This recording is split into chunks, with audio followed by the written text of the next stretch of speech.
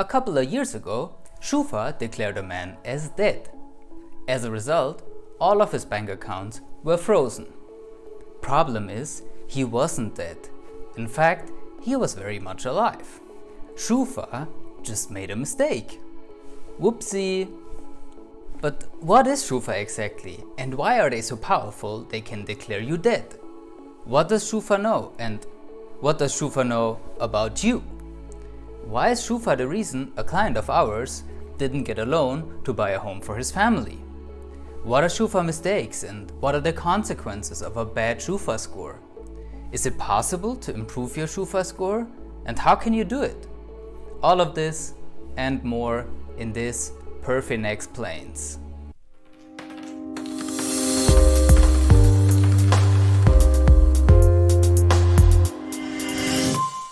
What's up everyone? Welcome to a new video from PerFinex, the #1 English-speaking and independent financial planner in Germany.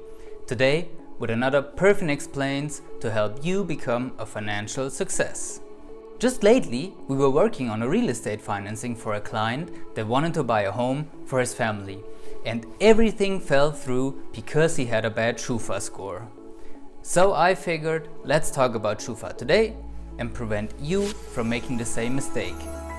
But what is Schufa exactly? Schufa is the German credit protection agency. You can see the German name right on the screen. It is basically collecting data on your payment history from its more than 10,000 business partners. But who are these 10,000 business partners?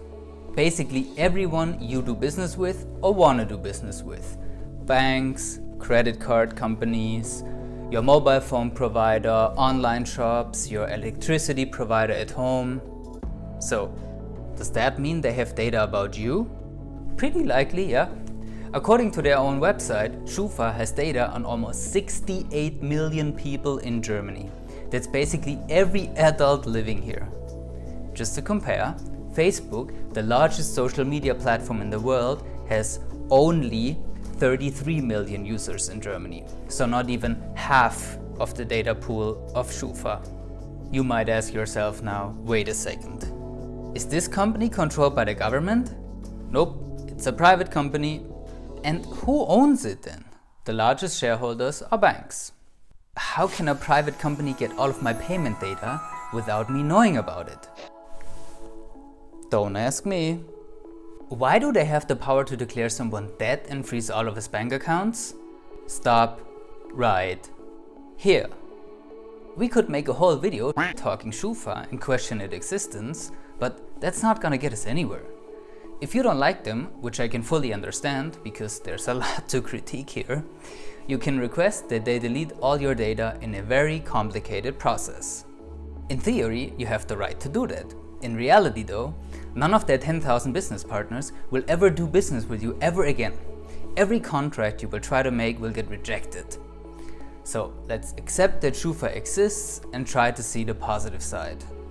Imagine a regular person with a rental contract, including electricity provider, a bank account, a mobile phone contract, car leasing, a credit card, ordering regularly from online shops, just like everybody else. Now imagine this person, let's call him Hans, suddenly decides to stop paying its bills. Maybe even getting a loan and not repaying it. Of course the companies Hans does business with will terminate his contracts and blacklist him. But then Hans just switches his mobile phone provider, his credit card and all the others. Getting a new loan until they cancel all his contracts and then doing this again and again and again. You see where this is going, and I believe that we can all agree that Hans shouldn't be allowed to do this, right? To help prevent this kind of fraudulent behavior, Schufa was created to keep track of people's payment and borrowing behavior. So companies that you want to do business with know upfront if you will pay your bills or not. So Schufa is actually a good thing for all of us. Alright, but what do they know exactly about you and me and everybody else? A lot. Your name, birthday, your current address, all your former addresses, information on all your bank accounts, your credit cards, your credit limit, if you currently have a loan or not, if you are paying your current loans or not, if you repaid old loans, if you are paying your mobile phone contract on time, your leasing contracts, the insurances you have, and probably much, much more. If you pay your bills and your loans, that's a good sign. If you don't fulfill your payment obligations, that's obviously a bad sign, and this will hurt you in the long run. Trust me. And what happened to our client is that he was running around online and offline asking multiple banks for a loan without even knowing what he was getting himself into, until his creditworthiness was completely fucked. Yes, that can happen too.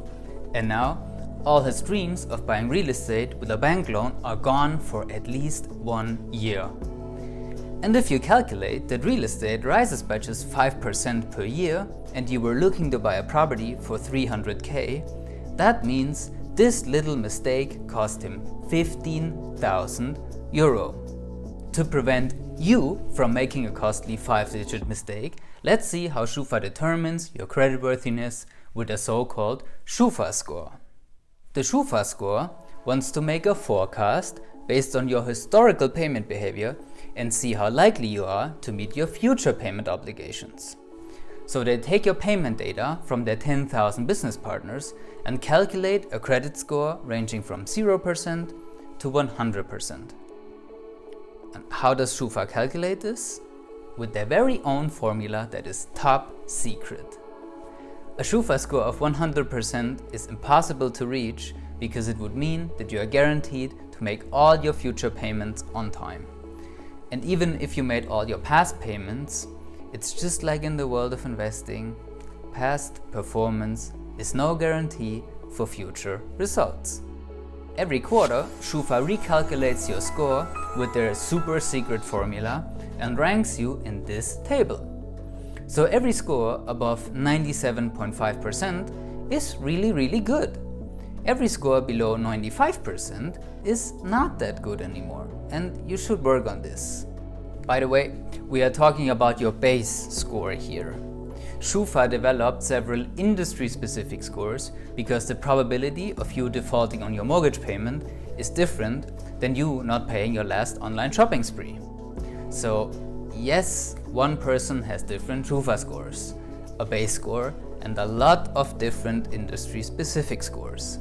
Banks, for example, work with ratings based on your Schufa base score, and they look like this from A to M. Based on these ratings, banks calculate the risk that you can't pay back your loan, either fully or in parts. Let's take rating G as an example. About 10% cannot repay their loan and default. You might say, that's not that bad. 9 out of 10 people pay back their loan. True, but the bank would have to charge 10% interest to people in rating G in order to not lose money. And banks are not in the business to lose money, they're in the business to make money. So either people in rating G are paying a super high interest or they don't get a loan at all. And that's how our client hurt himself without even knowing it. Running around asking for loans makes Schufa suspicious. They put you in a bad rating for at least 12 months and no bank is willing to give you a loan anymore. So you can see how important Schufa is for your personal finances and your financial planning. That's why you should do the 2 following things. First, you want to find out what kind of data Schufa has saved up under your name. You have 2 options to do this. Both are compared in the first link in the video description on the Schufa website. The left option is the My Schufa online service that costs a little bit of money, and the right option is the paper version of your report that is free of charge once a year. Welcome to Germany, the country where an online form costs money, but sending a paper copy is free. And second, don't worry if there's wrong data in your Schufa report. This is nothing unusual. As long as they don't declare you dead, of course. In all seriousness, if there's wrong data in your report, you should get this fixed ASAP. And if you have a low Schufa score, you should get this fixed as well. To help you do that, the next 2 videos will answer the 2 open questions from the beginning that are still unanswered. What are Schufa mistakes and what are the consequences of a bad Schufa score? And is it possible to improve your Schufa score? And how can you do it? If you have any questions or suggestions, write us a comment and we'll make sure you'll get the answers you're looking for. If you enjoyed this video, feel free to give us a thumbs up. And if you have a personal question, you can text us on WhatsApp. See you in the next video.